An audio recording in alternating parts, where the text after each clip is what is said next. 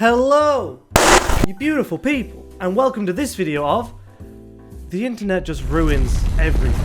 So I imagine that by clicking on this video, you at least have some idea of what the Backrooms are. And if you don't, then get fucked! I'm going to explain the origins of the Backrooms and how it exploded in popularity, and then we'll look into just how it has been completely ruined. So in the far gone time of 2019, on a site called 4chan, the user Anonymous posted a short horror concept called The Backrooms, which I shall now read for you. If you're not careful, and you no-clip out of reality in the wrong areas, you'll end up in the back rooms, where it's nothing but the stink of old moist carpet, the madness of mono yellow, the endless background noise of fluorescent lights at maximum hum buzz, pardon me, and approximately 600 million square miles of randomly segmented, empty rooms to be trapped in. God save you if you hear something wandering around nearby, because it sure as hell hears you.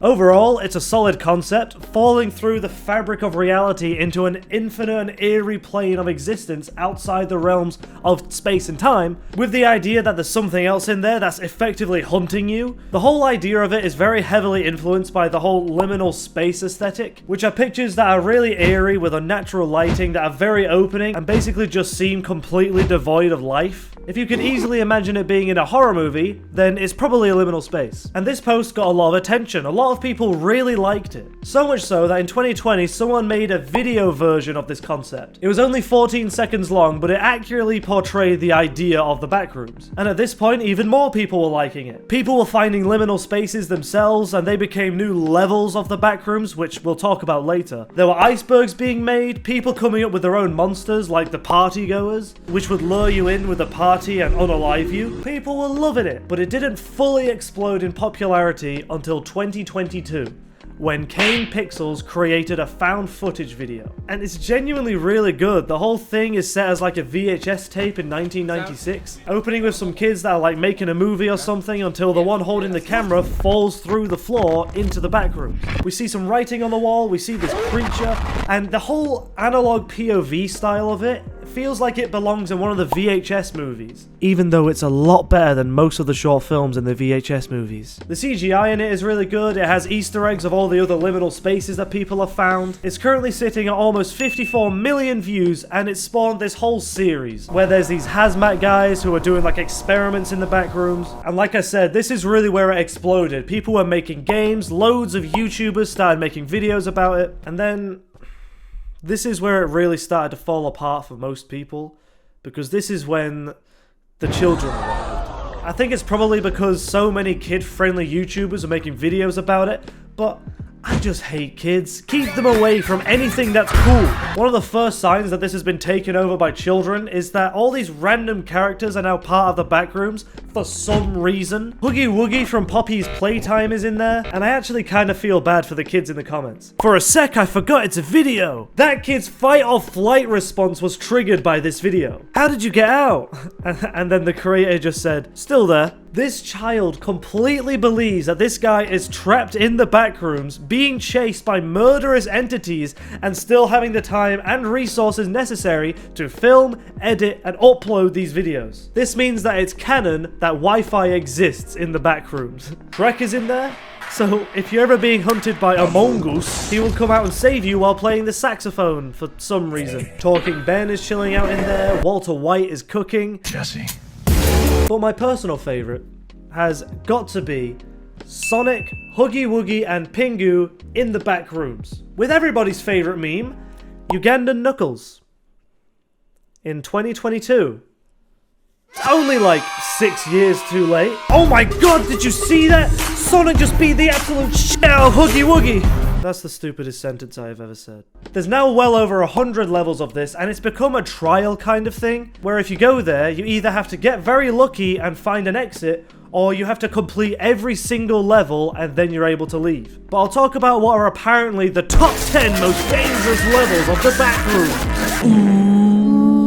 And you're going to notice a theme as we go through this. 1. Level 5, known as the Terror Hotel, and most people that see it are never seen again. 2.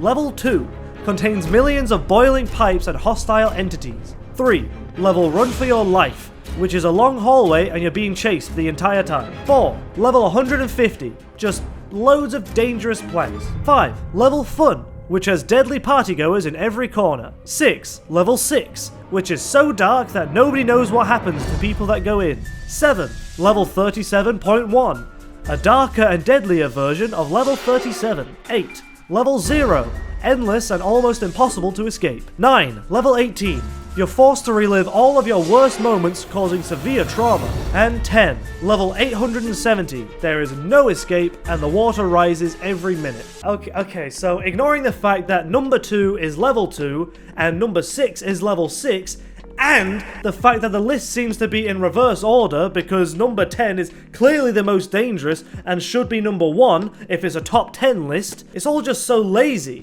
Instead of explaining what is actually in the levels that makes them scary and dangerous, he just says, people who go in there are never seen again. Like, that's literally the entire point of the Backrooms anyway. You're trapped there for potentially eternity, just wandering around until you either escape or are killed. Level 6 was literally just, it's really dark, so like, we just don't know. So how can we know that it's one of the most dangerous levels if it's the same as every other level, except it's really dark? And I'd like to point out that level 6 is placed higher on the list than level Run for Your Life, where you're literally being chased by murder demons the entire time. Make it make sense. And level 18, I know that reliving trauma and stuff is very dangerous and can mess people up, but is it really more dangerous than, I'll say it again, literally being chased by murder demons? Another sign that we're in the end times is that the Backrooms has also appeared where most IPs go to die and be referred to only as that thing from Fortnite. But what I feel is the most painful and pointless inclusion to this entire mythos are all the TikTok videos about how the Backrooms reacts differently depending on who goes in and what happens in there. People just keep asking stupid questions like, what would happen if I cry in the Backrooms? 3 things might happen. Firstly, levels might take pity on you, sending you to level Run for Your Life. Secondly, entities might sense your tears and head to your location. Finally, if you were to cry blood, you'll be sent to level 974. So if you cry, the Backrooms will take pity on you and send you straight to one of the most dangerous levels imaginable. And how likely am I to just start crying blood? Like, is that a thing now? But I'd get sent to level 974 and I refuse to look into it any deeper. Or do I? Level 974 is apparently just a pink house with decent Wi-Fi, not anything special, greasy marshmallows to eat, and I don't think that marshmallows should be greasy, and the owner of the house, Kitty, who's just a big shadow. Scary. The wiki also says that the entrance to level 974 is, if a wanderer has anything perceived as cute on their person upon entering a new level, there is a slight possibility of being transported to level 974 instead of the location they would have normally transported to. Which means that crying blood is considered cute, right? If crying blood sends you to level 974 and the only way to get in is to have something cute on you, then crying rivers of blood is adorable. And the only way to leave is by giving Kitty the cute item you had before you appeared there. So do you have to scoop up pools of your own eye blood to give to this entity in order to just leave?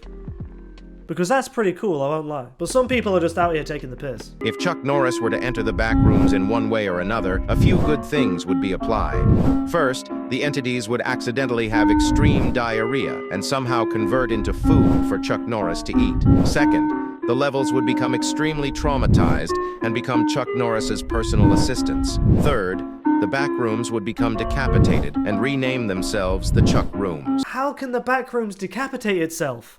It doesn't have a head, but that's the power of Chuck Norris, I suppose. That's such an old joke. I never expected to see Chuck Norris here. But you'll be surprised as to what the Backrooms is actually scared of.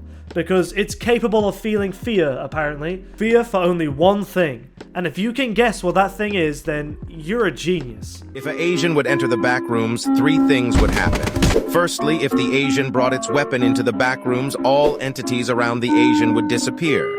Secondly, all food and almond water supplies would be boosted 500%, as the Backrooms is scared of Asians. The Backrooms are scared of Asian people.